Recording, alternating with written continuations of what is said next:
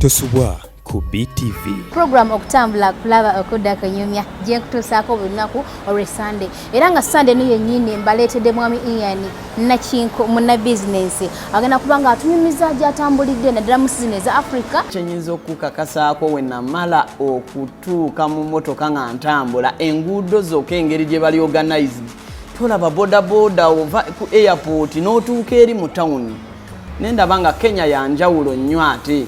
Awo otuuka muli n'olaba hotels zaabwe n'olaba ebizimbe ebirimu kale okomawo n'otunuulira Kampala yaffe bambi naddala ng'okkiridde nga downtown yawo owulira ng'oggwamu amaanyi naye nga Kenya nalaba nga ya njawulo nnyo kyentuuka ate Nigeria neneewuunya kubanga batugambye kakati mugenda kutuuka oyina okuwaayo ku speech nze mpaakinze masuuti ntuuka eri ndaba ennyambala yokka nga ndabira ddala ate nga nze ninga ali ate